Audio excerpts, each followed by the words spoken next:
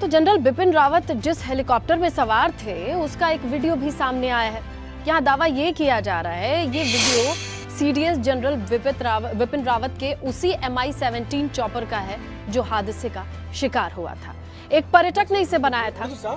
तस्वीर में हेलीकॉप्टर आसमान में उड़ता नजर आएगा आपको और चंद सेकंड में वो बादलों में गुम हो जाता है। देखिए,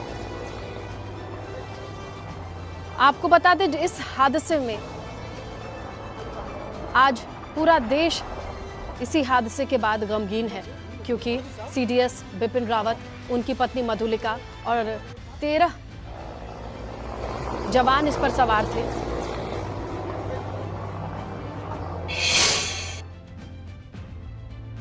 तो जिस हेलीकॉप्टर में जनरल बिपिन रावत सवार थे उसका ब्लैक बॉक्स मिल गया है। अब ब्लैक बॉक्स के जरिए ही हादसा क्यों हुआ इसके कारणों को जानने की कोशिश होगी।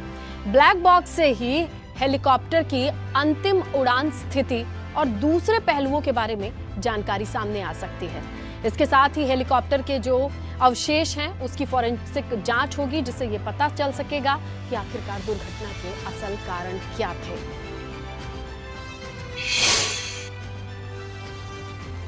तो जनरल रावत जिस हेलीकॉप्टर में सवार थे आखिरकार वो क्रैश कैसे हुआ, इसके पीछे कोई तकनीकी खामी थी या फिर कोई और वजह, यही जानने के लिए एबीपी गंगा से बात की है एयरफोर्स के रिटायर्ड संदीप मेहता ने। उन्होंने क्या कहा आप भी सुनिए। सीडीएस विपिन रावत की मौत को लेकर पूरा देश और प्रदेश शोक की लहर में है और ऐसे में हमारे साथ में है इंडियन एयरफोर्स से retired group captain Sandeep Mehta ji. हम उनसे बात करेंगे। सर, एक बड़ी दुर्घटना हमारे देश के लिए है, प्रदेश के लिए है। आप प्रथम दृष्टया इस दुर्घटना को किस तरीके से आप देखते हैं?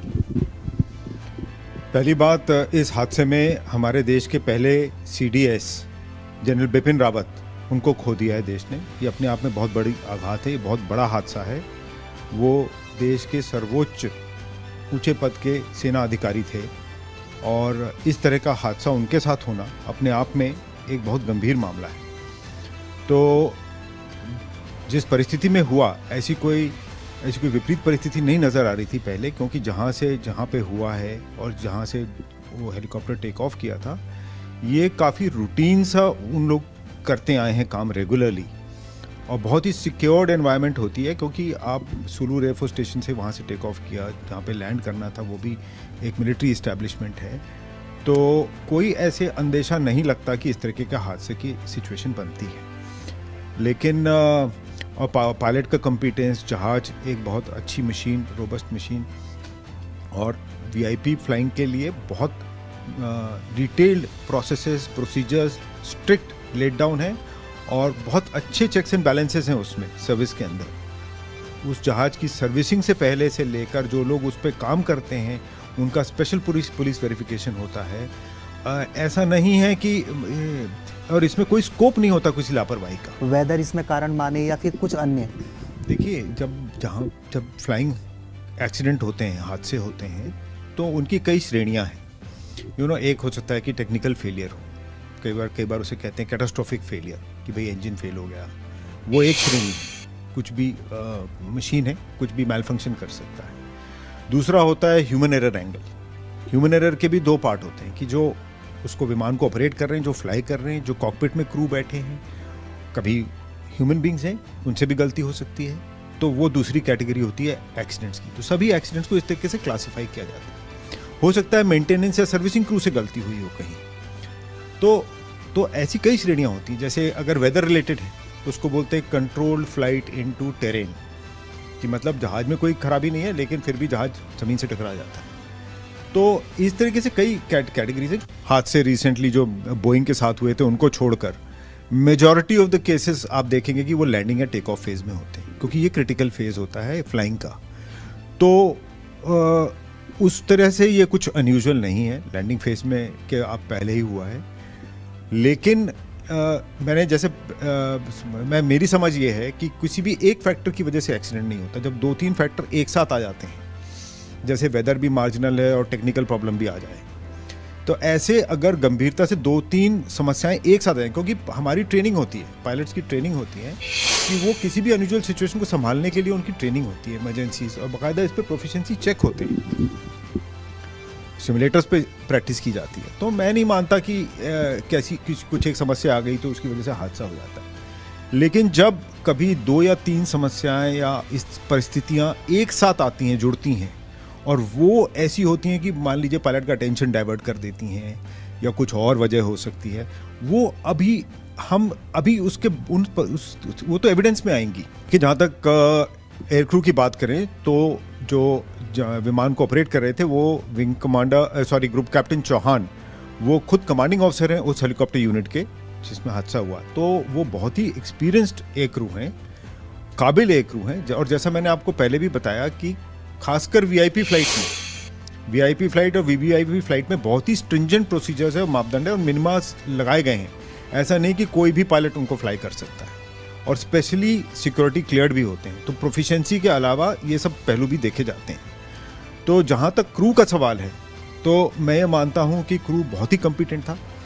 आपने ठीक कहा, फ्लाइंग का डिस्टेंस ज़्यादा नहीं था, लेकिन जितना अनुभव एक कमांडिंग ऑफिसर को होता है उसके हिसाब से ये वेदर, क्योंकि हम इंडिया में फ्लाई करते हैं, मुझे पता है कि आम एयर क्रू का जो एक्सपोजर है वो हाई एल्टीट्यूड और वेदर के ऊपर बहुत एक्सटेंसिव होता है। नॉर्थ ईस्ट में आप ऑपरेट करें, नॉर्थ में आप ऑपरेट करें। ग्रुप कैप्टन संदीप मेहता जी जो बता रहे थे कि आखिरकार देश और प्रदेश को एक बड़ा लॉस CDS विपिन रावत जी के जाने से हुआ है, और जिस तरह से हर पहलू पर इस घटनाक्रम की जांच होगी तो जांच के बाद ही पता चल पाएगा आखिरकार किन तथ्यों के कारण और किन्हीं कारणों के कारण ये बड़ी घटना हुई है।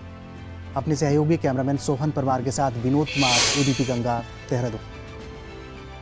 चलिए आगे बढ़ते हैं। तो जनरल बिपिन रावत को श्रद्धांजलि देने का सिलसिला जो है वो जारी है, चाहे देहरादून हो, पौड़ी हो, अल्मोड़ा या पिथौरागढ़। शोक सभाएं रखी गई हैं, लोग याद कर रहे हैं, श्रद्धांजलि दे रहे हैं। ये 4 तस्वीरें इसी मद्देनजर आप स्क्रीन पर देख सकते हैं। देहरादून, जहां पर तमाम लोगों को देख सकते हैं, VIP हो, VVIP हो, इनके श्रद्धांजलि देने का सिलसिला सुबह से ही हम नोटिस कर रहे हैं और आप तक तस्वीरें पहुंचा रहे हैं। पिथौरागढ़ में भी यही हालात हैं, ये गमगीन माहौल है और ऐसे में श्रद्धांजलि सभाएं आयोजित की गई हैं। तमाम लोग इकट्ठे होकर और श्रद्धांजलि देते हुए दिखाई दे रहे हैं।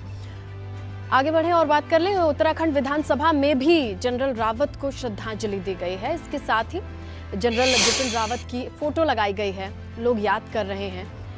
प्रवेश स्थल है, वहां पर भी विधायकों ने जनरल को श्रद्धांजलि दी। आज विधानसभा सत्र का पहला दिन था और हमारे देश को और विशेषकर हमारे प्रदेश को जनरल बिपिन रावत जी के निधन से बहुत बड़ी क्षति हुई है। और आज का पूरा सत्र पहले दिन का हम लोगों ने उनको समर्पित किया है। 3 दिन का यहाँ राजकीय अवकाश घोषित किया है।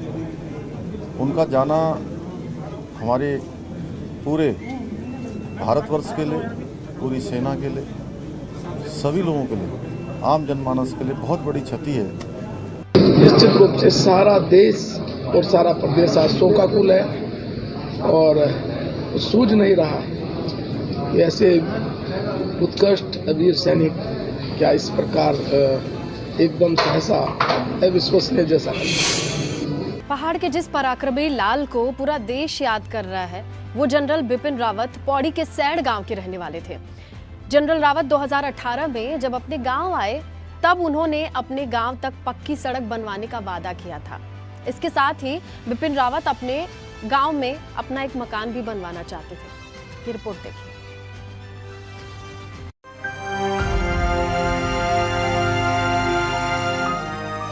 जनरल बिपिन रावत को देश कभी भुला नहीं पाएगा। जनरल का जाना देश के साथ उत्तराखंड के लिए भी बहुत बड़ी क्षति है।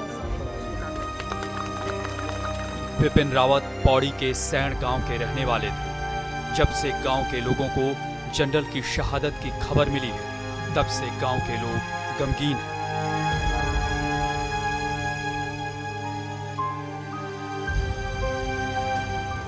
ABP गंगा की टीम जनरल बिपिन रावत के गांव पहुंची।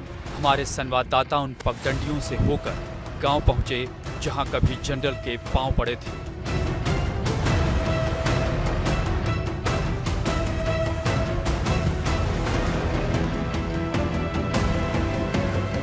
मुख्य रोड से तकरीबन 2 किलोमीटर का सफ़र तय करके ABP गंगा की टीम जनरल बिपिन रावत के गांव पहुंची है। पौड़ी ज़िले के सैंड गांव में बिपिन जनरल रावत का पैतृक गांव है और ये जो पगडंडी आप देख रहे हैं, इन्हीं पगडंडियों के सहारे चलकर बिपिन रावत भी अपने इसी गांव पहुंचा करते थे। 2018 में जब वो थल सेना अध्यक्ष थे, उस दौरान यहाँ पर वो अपने गांव में पूजा करने के लिए आए थे और आपका जो कुल देवता का मंदिर है वहाँ आकर उन्होंने पूजा की थी। एक ये सबसे महत्वपूर्ण बात है कि एक ऐसी शख्सियत जो देश की सेना में सर्वोच्च पद पर रहा हो और वो अपने गाँव को ना भूले। अपने गांव को वो इसलिए भी नहीं भूले क्योंकि ये उनकी मातृभूमि है और यहीं पर उनका जन्म हुआ था उत्तराखंड में, और इन्हीं पगडंडियों के सहारे वो चलकर अपने गांव में आया करते थे। सैंड गांव में अभी भी जनरल बिपिन रावत के परिवार के लोग रहते हैं। जनरल के परिवार के लोगों का कहना है कि बिपिन रावत गांव में अपना घर बनाने की सोच रहे थे। जनरल बिपिन रावत के अपने गांव को आबाद करने के दो सपने थे। एक सपना ये था कि वो अपने गांव तक सड़क लाना चाहते थे, जिसके लिए उन्होंने बड़े स्तर पर प्रयास किए। दूसरा सपना ये था कि जिस ज़मीन पर मैं खड़ा हूँ ये उनके हिस्से की ज़मीन का टुकड़ा है और यहाँ पर वो एक छोटा मकान बनाना चाहते थे ताकि जब उन्हें वक्त मिले तो यहाँ सकून की वादियों में आकर थोड़ा वक्त बिता सके। लेकिन अब वो हमारे बीच में नहीं रहे हैं। उनका सपना ये कैसे साकार होगा ये नहीं कहा जा सकता, लेकिन उनके जो चाचा हैं, सबसे छोटे चाचा हैं भरत रावत जी, उन्होंने ये कहा है कि उनका जो सपना यहाँ मकान बनाने का था उसको वो साकार करेंगे। एक स्मृति के तौर पर उनका मकान यहाँ बनाया जाएगा। गांव तक पक्की सड़क नहीं थी। जनरल बिपिन रावत की पहल के बाद गांव तक पक्की सड़क बनाने की कवायद शुरू हो चुकी है।